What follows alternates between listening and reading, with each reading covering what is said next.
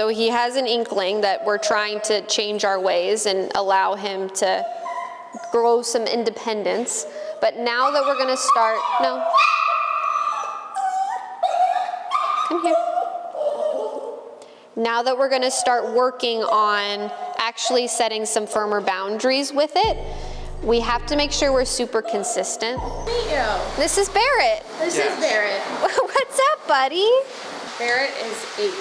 Yeah. Okay. Have you guys had him his whole life, or? Yeah. Okay. Yeah. Have you done training with him anywhere else previously, or? Nope.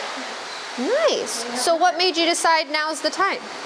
He bit my mom. Okay. It required a ER visit. Okay. So, Okay. In the last few years, he's like gotten more, like jokingly, we've called him like a Sour Patch Kid. Like he's just really Crankier. sweet and then really mean. Okay. And it's gotten worse, I think. Yeah, especially in the last couple months that like, Yeah. I feel like especially when he's tired, that he gets a little bit more grumpy and he's definitely a lot more sensitive. Right? I'm like, I get it. But like, come on. Yeah, he's just way more reactive. Sure. Yes. He only wants to be, pet in certain areas at certain times, and he'll get a little bit more, he'll get aggressive with people that he doesn't necessarily know as much. And he used to be kind of more curious about other dogs. Like we would take him to dog parks when he was younger, but in the last few years he's just like Not into other it. dogs. Yeah, especially bigger dogs I think intimidate him, and that His reaction is to like like he's got freak out. He's got like that little man hold me back syndrome. Like if I'm holding him back, like he will bark and he will do whatever. Yeah. If I let him go like sniff a bigger dog, He's kind of like, never mind. Yeah. I didn't mean it. I take back everything I just said. Yeah. So do you feel like the behaviors have always kind of been there, they've just progressively gotten worse, or do you feel like there was like a big things like flipped? I think they've always been there. Like I remember when he was a puppy, I took a sock from him and he bit my hand. He was a puppy. Okay. But I remember being like, what was that, dude? Yeah. Okay. And so he's always had a little spice to him. yes. Okay. Yes. Okay. I would say so. But yeah, now it's at the point where like when we have people over, we're nervous of like, do not touch him, do not interact with him. Sure. I would say that like the behavior of like seeking attention and then all of a sudden like flipping and not wanting the attention, that's like weirdly common actually. Okay.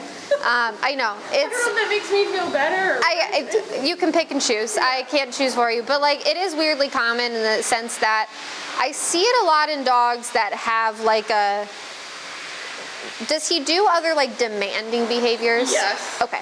Yeah. So like he like barks at you for things or like wants attention nonstop or okay. So usually those things go hand in hand a lot of the time because it's really just like a full level of control. So like if he knows that he can demand things of you, then he can also demand attention and then tell you to screw off when he's done with the attention. If he wasn't leashed, and we were outside, like he'd be freaking out about the dog being there. And then, especially if he was unleashed, like he would be barking like crazy. Okay, so if you're on a walk and you see other dogs, it's like Leash cross. okay, he hulks out. Yes. A lot of times, because it's such a new, like, novel environment, they do behave like very different because it's not like their comfort zone. Right. So a lot of dogs, we'll see how, he progresses. My guess is that he probably, would you classify him, do you feel like he gets nervous or like scared and anxious? In new places, yeah. Okay, yeah. So that's probably where a lot of it is coming from, is that he doesn't feel like he's got like the comfortability to be bold. So he's a little bit more minding his P's and Q's here. You guys can have a seat if you want. Hello, sir. What's up?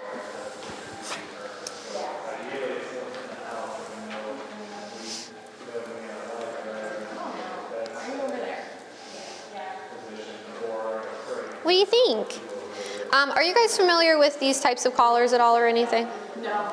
They're basically a prong collar. These are just plastic ones instead of like the metal ones that you would traditionally see.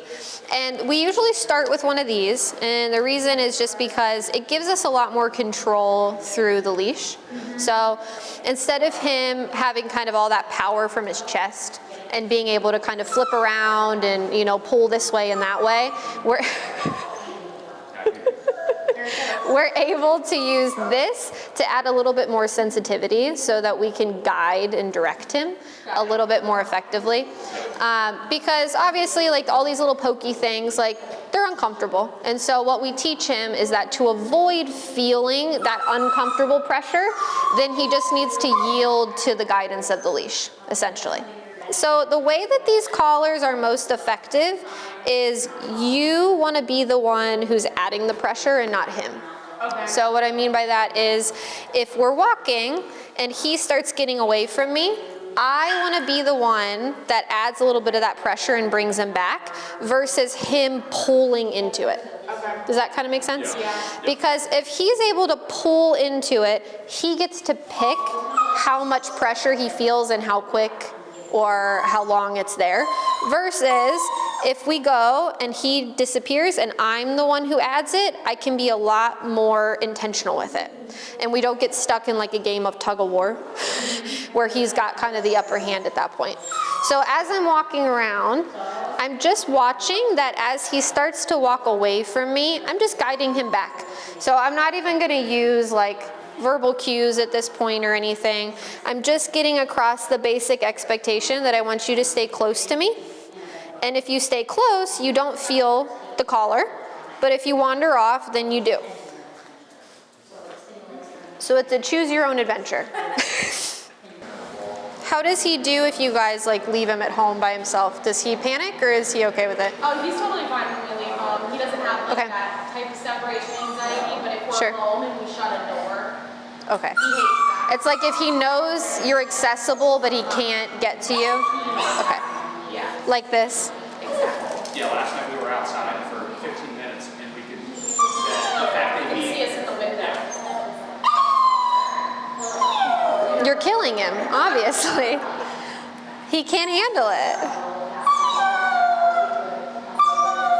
Yeah, throughout the process, definitely prepare yourself for having to do a lot of ignoring with a lot of this. I'd say that's probably the hardest part, is that in order to undo a lot of the like unintentionally reinforced like demanding and like clingy and needy behaviors, it's gonna take a little bit because, like you said, he's had years under his belt of like, this will eventually work. And so it's almost like I see sometimes the behaviors like this get a little worse before they finally get better. Because similarly, if you've ever seen kids that throw temper tantrums, the day that you decide you're not giving in, it's almost like they behave worse. Because they're like, but this always works. And you kind of get that side of it. So you might run into that with him. I can't look at him yet. Oh, Barrett. It's hard to be him. It is. He lives a really terrible life, I'm sure. As if you guys haven't doted on him hand and foot, you know, since birth. So what I'm working on is, because, I swear I'm not killing him. There you go. Because he's not super responsive to commands, or he's not able to stay in them, we have to have a physical way to enforce it. Good job. So what I want him to understand is, in the same way that I can use the leash to like guide him and keep him with me, if I add a little bit of upward pressure, I'd like him to sit down. So the way that he gets this to go away is by taking a seat. And the more we practice this, the quicker we'll start to see his responses. Okay? Good job. Let's try again. Oh, less dramatics that time. We'd love to see it. No, it's hard being what to Good job. Right. He said, you don't understand. I'm the boss. I know. Okay. Good work. Good job. So there, I just add the pressure again. and I'm releasing that as soon as he gets in position. So again, he's learning that the release of pressure indicates that he did the correct thing. Okay, good job. When he bit your mom, did he give like any indicators before the bite happened, or did he just immediately bite her? No, immediately bit her, and I think that's also probably a product of our doing. When he was a puppy and he would growl, we would tell him no. Like, Sure. we would discipline him for growling, and now I feel like there is no growl, there is no warning. Honestly, I wouldn't worry too much about that. A lot of people say that, but that's not necessarily true. It's only true in certain contexts. It's definitely like a situational thing. What I mean by that is, if you're punishing a dog for giving you a cue that's appropriate, then you can set yourself up for failure because you're not respecting their ability to naturally communicate. Oh, look at this. He said, I give up, I'm just gonna lay here.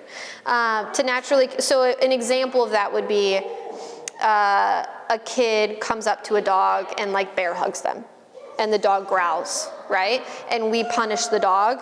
What will probably happen the next time that we let a kid do that is that they're just gonna bite the kid, because they're like, well, my growling didn't work and I'm still not any more comfortable with this, so you have to go away. Because growling, due to that invasion of physical space, we could say that's a reasonable boundary to have. Yep. You don't wanna be bear hugged by a kid you don't know, fair. But if it's in a context of like him resource guarding from you, or he's sitting on the couch and you go sit next to him and you accidentally touch him when you sit down and he growls, those are all viable things you can correct for, because his emotion in that situation is invalid. You can't feel that way. If you want to feel uncomfortable, then you need to get up and leave. You can't tell me that I have to leave in my own house. Does that kind of make sense? Yeah, so it really is kind of contextual, you know what I mean? So I wouldn't worry too much about like it being your fault. I think that it's more a product of he truly has had probably almost the opposite, where we haven't capped his emotions enough to where in that moment he was like, I truly feel like I can do whatever the heck I want and get away with it. You know what I mean? And so those behaviors just continue to escalate. It's like a bully. He's kind of bullying you guys. Okay. He said, excuse me? Come again? So skill-wise, what he's gonna learn is we're gonna teach him bed commands. We're gonna teach him really nice sits and downs. We're gonna work on his leash manners so that he walks nicely next to you. No more launching himself, you know, at things or people. Yeah, exactly.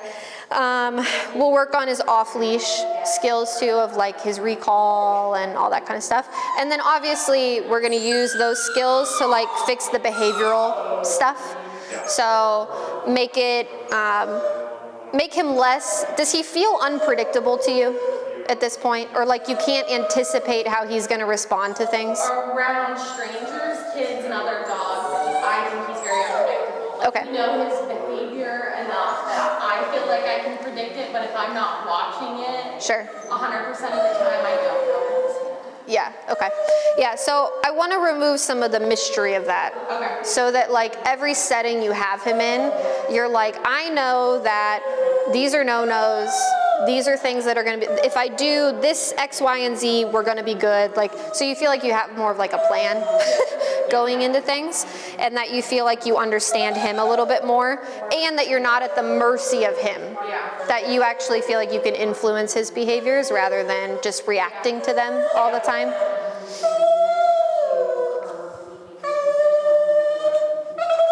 He has a lot of feelings about that. I think you've lost your right to have many feelings at this point. That was like a Chewbacca noise almost. Yeah, he's getting more dramatic. Yeah, can I help you? Okay. All right, who wants to go first? Just guide him right up there. And the rule for the bed is that he doesn't have to do anything other than keep all 4 feet on there. So he could stand there, he could sit, he could lay down, whatever. A lot of the times I don't put constraints into the bed command like that, where they have to be in a certain position for a couple reasons. One, usually when they're in a bed stay, it's for a longer period of time. So I want them to feel like they can be comfortable and they can like move around if they need to. But I also find with dogs like him that are more anxious or uncomfortable with things, like say you have people coming into the house, this is a command you're gonna be using, where he's like on his bed away from the door. We're able to gauge how his natural mental state is by how he is behaving on the bed, right? So like if he's sitting like that, we're like, okay, so he's relaxing a little bit. If he were to lay down, even better, right? He's starting to settle in.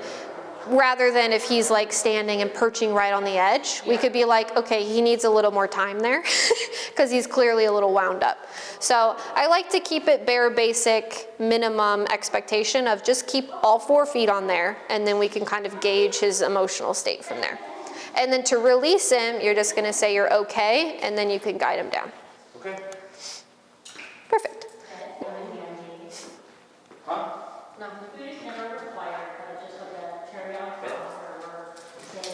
Very good. Nice work, buddy.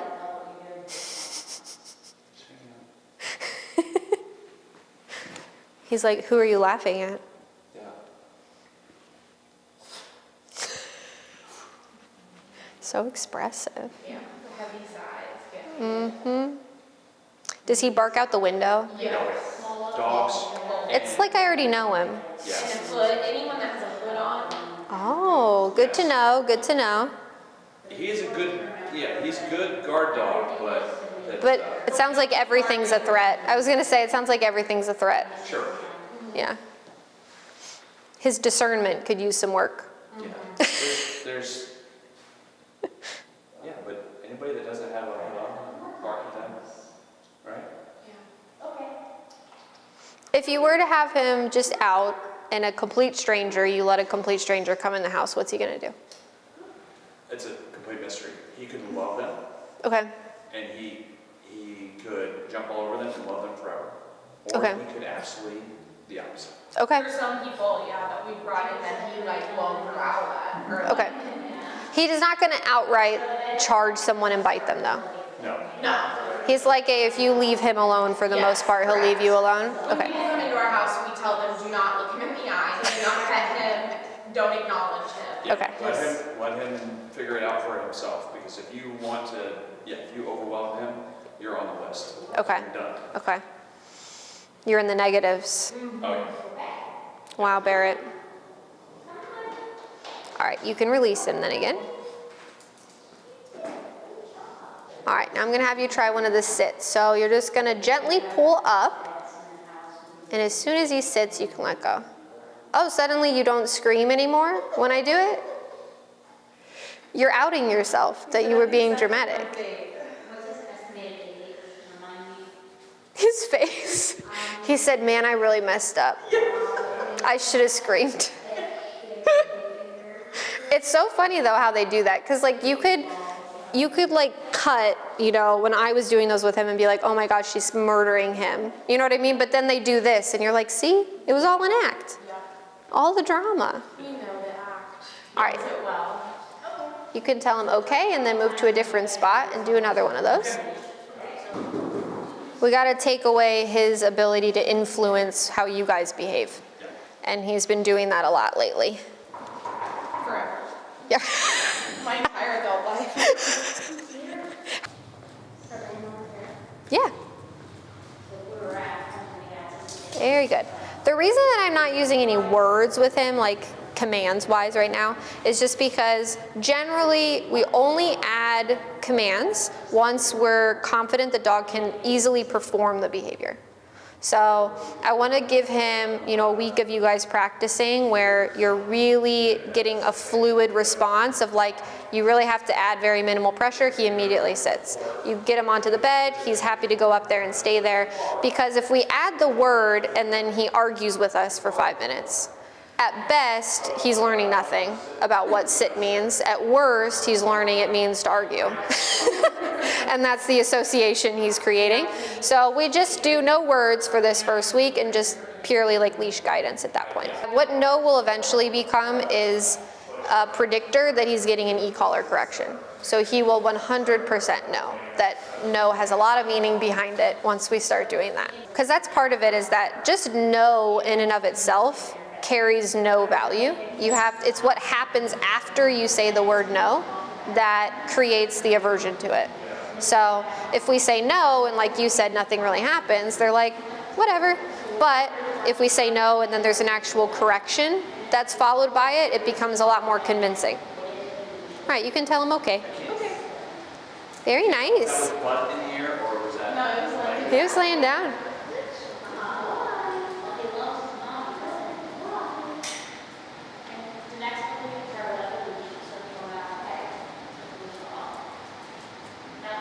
Good job, buddy.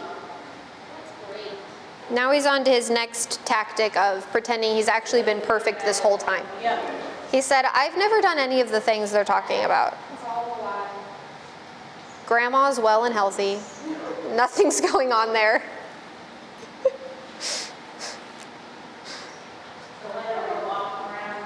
Now we're going to start adding some of the words in. Bed. Good. So I'm going to be saying the word bed, and then if he just gets up there naturally on his own, great.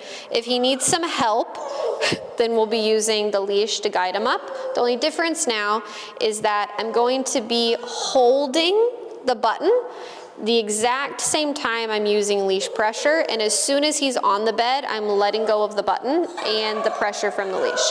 What's happening is we're basically adding a little bit more motivation to do what we're asking. So we're saying this sensation that's annoying, you know, it's low enough that it's annoying, it's not going to be overwhelming to him. This will go away once you get on the bed.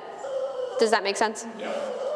And this is just another way to kind of condition in learning the word with the behavior that we want. Eventually, what this will turn into is, once we're confident he really has a strong association of the word bed means I get up on the bed and I stay there, then the e-collar will kind of switch uses from low-level motivation to a bigger correction for like non-compliance. So say you put him on the bed, someone shows up at the door, you go answer the door, and he's like, screw that, I'm running over there to go bark at them. You can tell him no, you'll give him a bigger correction and send him back to the bed. But we can only do that once we're confident he's learned it first. So that's what this phase is. Okay? We're still using the okay to release him. Good job, sir.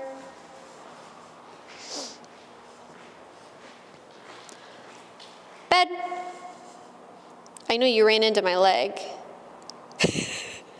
So now I'm going to hold, guide, and then release.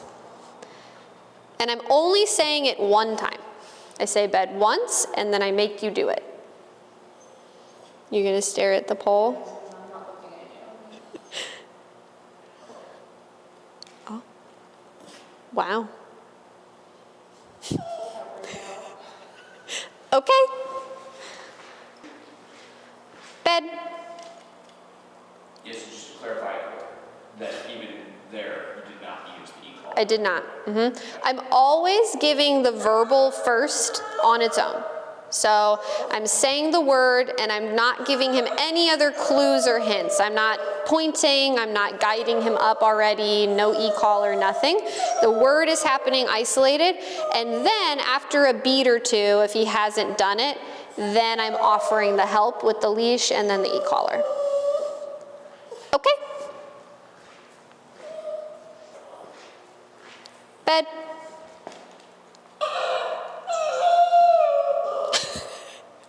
That sounded like a rooster. Yeah.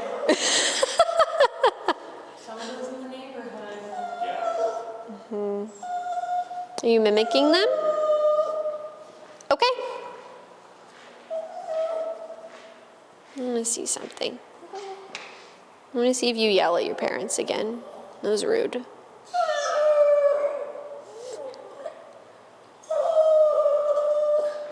Let's go a little closer. That'll be harder.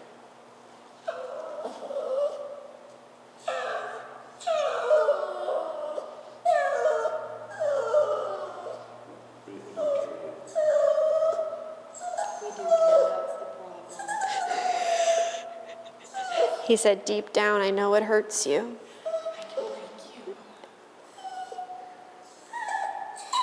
No.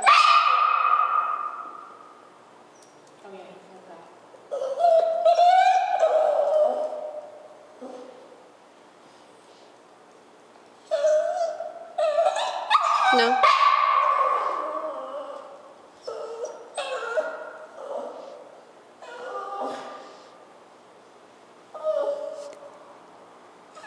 You can't scream at them.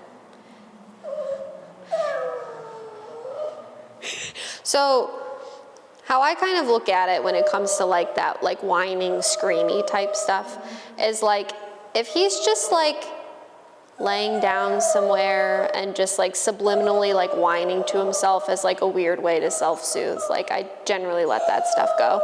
Once it becomes a means to like demand like you pay attention to me, you know what I mean, where you can tell the difference, you know, that's when I get a little bit more firm about being like, no. The same way that, there we go. The same way that I wouldn't want him running up to you and just like pawing you for attention or barking at you, that really annoying, like demanding whine you can also deal with. So I turned him up. So I had him on 7 when we were doing like the holding for the beds and stuff. I turned him up to like a 15, and that's what I was correcting him for in those moments. So not much higher, but higher.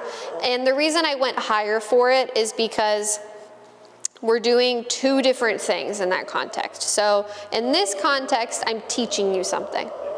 I'm teaching you. So I need it to be enough that you recognize and it's annoying and you'd prefer it wasn't there, but not so high that it's like overwhelming to you and you're like, oh, really shut down about it, right? So we have lower levels in those contexts. When I'm telling him to like stop doing a behavior, I can be a little bit, I want to be a little bit more firm about it because I don't need him to be able to solicit a behavior to be successful. I just need him to stop. The same way that like a kid on a playground, if they're punching another kid or they're doing something we don't want them to do, they don't need to learn anything to stop doing that. They just need to know that what they're doing is wrong, right? That's kind of what we're dealing with right now with his whining and his barking and his demanding behaviors. Yeah. When we're doing something like that, that's more like teaching a kid how to do laundry. You're gonna go through the process and explain it to them a little bit more. Oh, buddy.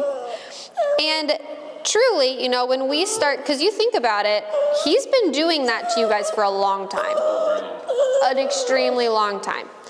So when we start finally changing it and trying to address those boundaries, you're gonna get a little bit of this like confusion in the beginning because he doesn't really quite understand why suddenly it's not okay anymore. Last week, we were ignoring it.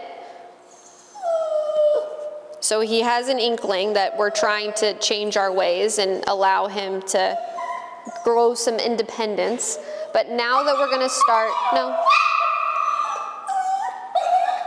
come here. Now that we're gonna start working on actually setting some firmer boundaries with it, we have to make sure we're super consistent because he's already gonna be a little bit confused because suddenly we're changing the rules that have been in place for him for forever.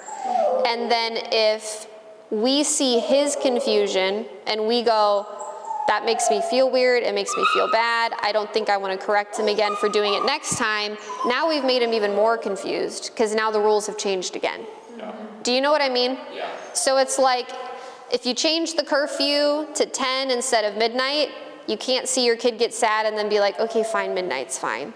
You've gotta just stick to it. Yeah. Otherwise, that leadership and that authority is just gonna be all over the place. Sure. So we wanna make sure that it's as clear to him as possible what the new rules are gonna be. And it's gonna be a hard transition at first, but you're gonna be okay. When I bring him over to you, I'm also gonna correct him if he jumps on you. So just ignore him. No. No. No. No. Now, all of those corrections were at the same level that those ones were. Do you notice how less of a reaction he had over here versus there? Yes, the same exact level. Actually, one of those was 17 instead of 15, so even higher, and a much more minimal reaction than there. Yeah. So, because I know that's very alarming when you hear that kind of response to the e-collar, but as you're seeing now in contrast, like his response to the e-collar corrections a lot of the time is going to be more emotionally driven than actual physical. Yeah. That yelp is a scared yelp. Yeah, he was probably like, what the heck was that? You know what I mean? And again, because he had no prior reference to that happening for what was going on in that moment. Yeah. The more that he understands that, like, okay, jumping on them, barking at them, whining at them, those are all things that I'm gonna have consequences for, so I just won't do those things in the beginning, and then I'll avoid it altogether. That's what we're looking to get out of this.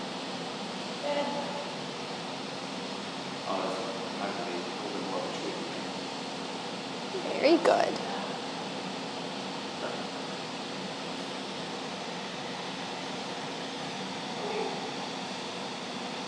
That he's not going to want to be petted Okay. by this person. Okay. But then, yeah, he'll like try to avoid. The one thing that we can do for him is advocate for him and just tell people to leave him alone. You know what I mean? Like, if he doesn't want to be petted, that is so reasonable. Yeah. You don't have to tolerate being petted by people. You know, he just may be a dog who's just not so into human affection, especially from strangers. And that's okay. He doesn't have to be. Yeah. So when you have guests over and stuff and he avoids them, great. You know what I mean? Like, that's him choosing the best option that he can choose in that moment.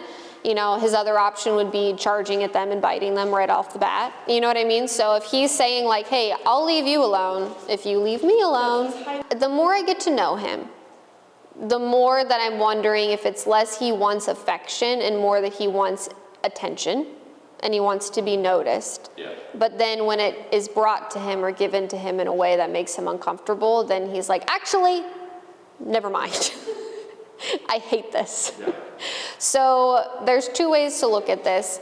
One, that when he goes up and he solicits attention, because I would imagine you said it's generally when people are already sitting on the couch. So he probably jumps up there and like walks on their lap or sits on them or sits next to them, paws at them. So those are all invasions of personal space that we would probably just be correcting him for. Of, hey, guess what? They're leaving you alone. You also aren't allowed to go up and pester them for attention, especially knowing what his ultimate end result is generally going to be. That he's going to get pissed off at some point, and then now we have a situation on our hands. So if he's not going to fully tolerate someone interacting with him in a very reasonable way when he solicits it, then he doesn't get to solicit the attention at all. There's a skateboard by our house, yeah. And we walk through it, and he likes to go up the ramp. And stop it. He's doing parkour. Just in some wheels. He could be one of those skateboarding dogs. Right? Mm-hmm. I could see you doing that, Barrett. His face. Oh, I knew it was coming. I could see it building. The saddest little whimpers. Good work. To simplify, what your goals are this week is you're mainly going to be putting most of your energy for obedience work into the bed stays. So you can still do, sits with the prong on your walks. You can still try to do some of the walking with the leash. That's fine. But when it comes to most of your intentional training efforts, try to funnel that into your beds this week. And the goal is just lots of repetition of him hearing the word and doing the behavior, just like we did with the e-collar today. So you're going to be doing that with around a level 7, 8 or so. And then when we're working on the barking, you're going to be at around at least a 15 to start, and you'll be correcting for that. And like I said, that will encompass barking at things out the window, barking at guests in the house, or demand barking at you guys as well.